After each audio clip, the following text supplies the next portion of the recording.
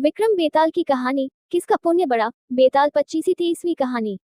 रात के अंधेरे और घने जंगल में कुछ देर भटकने के बाद राजा विक्रमादित्य ने फिर से बेताल को अपनी पकड़ में ले लिया। बेताल ने हर बार की तरह कहानी सुनाने और सवालों का सिलसिला जारी रखा। बेताल ने कहानी सुनाना शुरू किया। एक समय की बात है, मिथिलावती नाम का एक नगर था।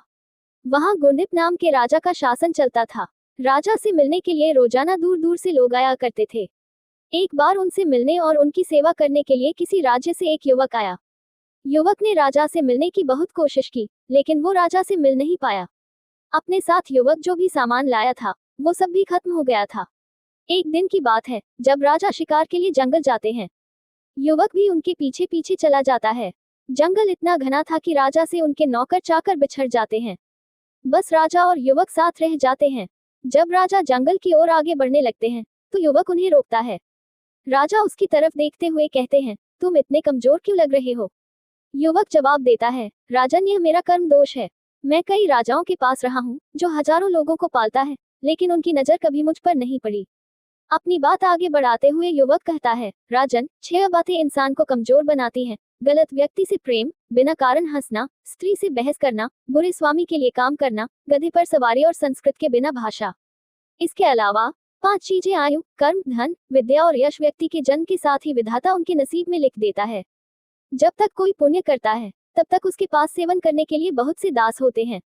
जब पुण्य कम हो जाता है, तो भाई ही भाई का दुश्मन बन जाता है। लेकिन राजन, स्वामी की सेवा का फल किसी न किसी दिन जरूर मिलता है। युवक की इन बातों का राजा पर बहुत असर हुआ। थोड़ी देर बाद दोनों नगर को लौट आए। राजा उस युवक को नौकरी पर रख लेते हैं। कुछ दिन बाद युवक किस काम से बाहर जाता है। उसे रास्ते में एक मंदिर दिखाई देता है। वह अंदर जाता है और वहां स्थापित देवी की पूजा करता है। फिर वह बाहर आता है, तो उसे वहां एक सुंदर स्त्री दिखाई देती है। युवक उस स्त्री पर मोहित हो जाता है। वह स्त्री युवक से कहती है, तुम पहले इस कुंड के पानी से स्नान करो, फिर तुम जो कहोगे वो मैं करूंगी। स्त्री की बातें सुनकर युवक कुंड में उतरकर गोता लगाता है। गोता लगाते ही वह अपने नगर पहुंच जाता है। फिर वह राजा से मिलकर सारी बात बताता है। युवक की बात सुनकर राजा बोलते हैं, मुझे भी वहां ले चलो, मैं भी यह चमत्कार देखना चाहता हूँ। फिर दोनों घोड़े पर बैठकर मंदिर की ओर चल देते हैं। मंदिर पहुंचकर वो दर्शन करते हैं और जब बाहर निकलते हैं, तो उन्हें वहां एक स्त्री मिलती है, जो राजा पर मोहित हो जाती है। स्त्री राजा से कहती है, आप जो कहोगे मैं वही करूंगी। ये सुनकर राजा कहता है, तुम इस सेवक से शादी कर लो। राजा की बात सुनकर स्त्री कहती है, मुझे तो आप पसंद हो। फिर राजा उस स्त्री से कहते हैं, सज्जन इंसान जो कहता है, उस बात को निभाता भी है, इसलिए तुम्हें अपनी बात का पालन करना चाहिए। फिर उस स्त्री और युवक का विवाह हो जाता है। इस कहानी को सुनाने के बाद बेताल बोलता है, हे राजन, अब बताओ कि राजा और सेवक में किसका काम बड़ा हुआ। राजा विक्रमादित्य ने कहा, नौकर का काम बड़ा हुआ। बेताल पूछता है कि कैसे। राजा विक्रमादित्य कहते हैं, उपकार करना एक राजा का धर्म होता है, लेकिन जिसका धर्म नहीं था उसने उपकार किया है, तो युवक का काम बड़ा हुआ। राजा का जवाब सुनने के बाद बेताल उड़कर फिर से जंगल के किसी पेड़ पर जाकर लटक जाता है। कहानी से सीख, अपने वादे से इंसान को कभी नहीं मुकरना चाहिए।